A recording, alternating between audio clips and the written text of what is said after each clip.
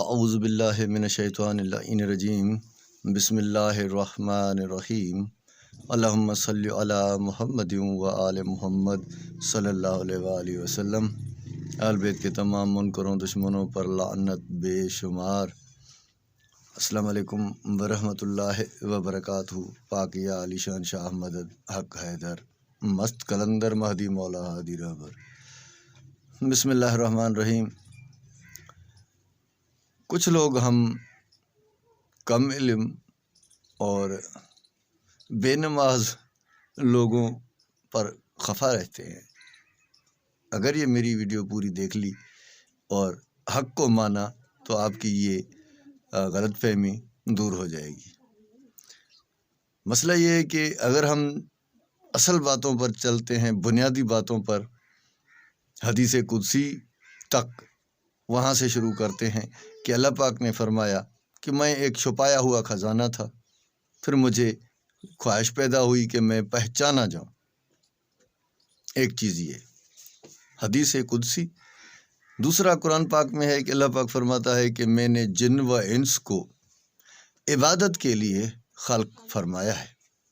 اللہ پاک نے مخلوق کو حدیث قدسی کے تحت اپنی پہچان کے لیے پیدا فرمایا، اور قرآن پاک کی روح سے اللہ پاک نے تمام مخلوق کو اپنی عبادت کے لیے پیدا فرمایا ہے، نہ کہ صرف نماز پڑھنے کے لیے۔ نماز بالغ لوگوں کے لیے، مسلمانوں کے لیے، مومنین کے لیے، انسانوں کے لیے ہے، لیکن دوسری مخلوقات بھی ہیں، کیا وہ عبادت سے محروم رہیں؟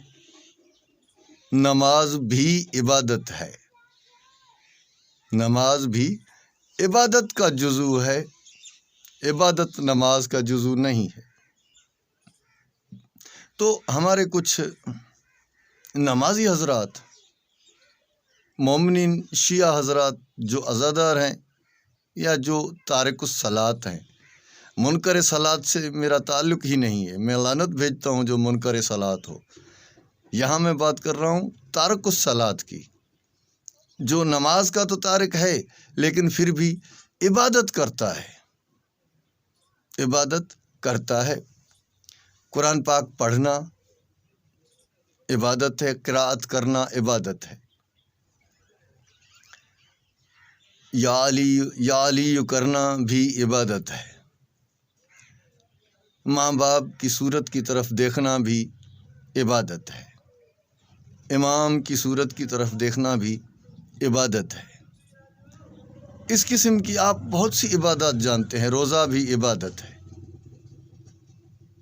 ٹھیک ہے، نہ کہ عبادت روزے کا جزو ہے، نہ کہ عبادت نماز کا جزو ہے، نہیں، عبادت۔ اگر اللہ پاک نے مخلوق کو عبادت کے لیے پیدا فرمایا ہے تو نماز تو صرف انسان پر ہے، مسلمان پر ہے۔ اس بات کو ذہن میں رکھیے گا۔ عبادات کئی ہیں جن کی وضاحت یہاں کرنا میری یہ ویڈیو لمبی ہو جائے گی، ٹھیک ہے۔ قرآن پاک میں سورہ زمر میں قل یا عبادی الذین اسرفوا علی انفسہم، کہہ دیجئے اے حبیب ان لوگوں سے جنہوں نے اسراف کی حد تک اپنے آپ پر ظلم کیا ہے، یعنی حد سے زیادہ گناہ کیے ہیں۔ اسراف کہتے ہیں حد سے گزرنے کو، یعنی حد سے زیادہ گناہ کیے ہیں، ان کو کہہ دیجئے کہ لا تقنطوا من رحمت اللہ، اللہ کی رحمت سے مایوس نہ ہو، اللہ کی رحمت سے ناتا نہ توڑیں۔ لا تقنطوا من رحمت اللہ، اللہ کی رحمت سے مایوس نہ ہو۔ یہ اللہ کی رحمت کیا ہے؟ کبھی غور کیا ہے آپ نے کہ جن لوگوں نے حد سے زیادہ گناہ کیے ہیں، اسراف کی حد تک، خدا اگر چاہے تو ان کے جمی گناہ، اسی آیت میں ہے کہ اگر خدا چاہے تو تمہارے جمی تمام گناہ معاف کر دے، کیونکہ خدا بخشنے والا رحمان رحیم ہے۔ اب وجہ تو جاننی پڑے گی، وہ قرآن نے بتا دیا، لا تقنطوا من رحمت اللہ، اللہ کی رحمت سے مایوس مت ہونا۔ اب یہاں تھوڑی سی وضاحت اللہ کی رحمت کی بھی کرنا لازم ہے، میری اس ویڈیو کا موضوع جو ہے وہ یہی ہے۔ تو یہاں پر بھی میں حدیث لاؤں گا اپنی آخر میں، اور جتنے بھی مومنین حضرات اس حدیث پر عمل پیرا ہیں ان سب کو 24 گھنٹے عبادت میں ثابت کروں گا میں، اور ایسی عبادت جو آپ اگر مجنب ہوں تو بھی آپ عبادت میں ہیں۔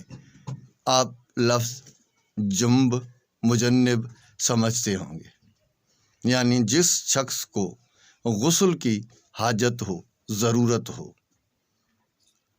جو شخص مجنب ہے، غسل کی ضرورت ہے، وہ بھی اس وقت وہ اس عبادت میں ہے۔ کیا ہی خوب اور کمال کی بات ہے۔ اگر آپ ماننے والے ہیں پنجتن پاک کو، ہمارے پاک محمد مصطفیٰ صلی اللہ علیہ وآلہ وسلم کو، ان کی احادیث کو، پاک کلام قرآن پاک کو، تو آپ میری بات سے متفق ہوں گے۔ اگر آپ متفق نہیں ہیں تو آپ کا حق ہے، آپ کمنٹ میں مجھے مینشن کر سکتے ہیں، میں منتظر رہوں گا۔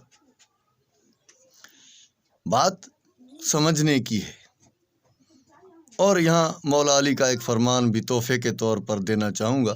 نہج البلاغہ جلد نمبر 4 میں ہے کہ ایسی نیکی جس سے انسان میں غرور پیدا ہو، تکبر پیدا ہو، اس سے وہ گناہ بہتر ہے جس گناہ کے کرنے کی وجہ سے انسان خود کو ندامت پسند سمجھے، خود کو ندامت کرے اور خود کو برا سمجھے اور اس میں غرور پیدا نہ ہو۔ جو نماز غرور پیدا کر دے، جو زواری غرور پیدا کر دے، جو حج غرور پیدا کر دے، جو لاہوت غرور پیدا کر دے، ان کاموں سے بہتر ہے آپ نہ نماز پڑھیں، نہ زواری پر جائیں، نہ حج پر، نہ لاہوت، نہ قرآن پڑھیں۔ یعنی اگر جو عبادت، جو نیکی آپ کے اندر غرور پیدا کر رہی ہے وہ نہ کرنا ہی ہمارے لیے بہتر ہے۔ اور اس نقطے سے جو میں سمجھاؤں اپنی پوری زندگی میں پورے علم اور فہم کے ساتھ، تو وہ یہ ہے کہ سب سے بڑا گناہ غرور ہے، تکبر ہے، خدا کو پسند نہیں۔ اللہ متکبر نام ہے اس پالنہار کا، اس مالک رب العالمین کا۔ اس نام کی بھی بہت زیادہ وضاحتوں کی ضرورت ہے۔ بہرحال خدا آپ سب کو سلامت رکھے، میں اپنے موضوع کی طرف پلٹتا ہوں۔ ہاں، رسول اللہ صلی اللہ علیہ وآلہ وسلم نے فرمایا کہ حب علی عبادہ، علی کی محبت عبادت ہے۔ یہ وہ چیز ہے جس عبادت میں ہم چاہے مجنب ہوں، چاہے نیند میں سوئے ہوئے ہوں، چاہے ہمیں کسی نے نشہ دے کر 20 دن سلا دیا ہو، پھر بھی ہم اس عبادت میں ہوتے ہیں، ہماری وہ عبادت چلتی رہتی ہے، کیونکہ محبت کا تعلق دل سے ہے۔ اگر دل دھڑکتا رہے گا تب تک ہم اس عبادت میں ہیں، ہم اس عبادت میں ہیں۔ اگر ہم رات کو سو جاتے ہیں تو کیا ہم مولا علی کی محبت اندر سے نکال کر کسی ٹیبل پر رکھتے ہیں؟ جس وقت ہم مجنب ہیں، ہمیں غسل کی ضرورت ہے، تو کیا ہم اس وقت مولا علی پاک شہنشاہ کی محبت نکال کر کسی صندوق میں رکھ دیتے ہیں، کسی سیف میں رکھ دیتے ہیں؟ نہیں، ہرگز نہیں۔ تو ثابت ہوا کہ جس کے دل میں مولا علی کی محبت ہے وہ بندہ 24 گھنٹے عبادت میں ہے، وہ چاہے مجنب ہو، چاہے سویا ہوا ہو۔ اللہ پاک نے اتنا بڑا کرم کیا ہے، مولا آپ پر بھی فرمائے۔ آپ یاد رکھیے گا اس نیک کام بات کو، اور صدقہ جاریہ سمجھ کر اس کو شیئر کریں، اور ہمیں لائک بھی کریں، سبسکرائب بھی کریں، ہمارا ساتھ دیں۔ مولا آپ سب کو سلامت رکھے، اپنا خیال رکھیے، اپنے وطن کا، دین اسلام کا، ہر پڑوسی کا۔ اللہ نگہدار، اللہ کے حوالے، اللہ سلامت رکھے آپ سب کو۔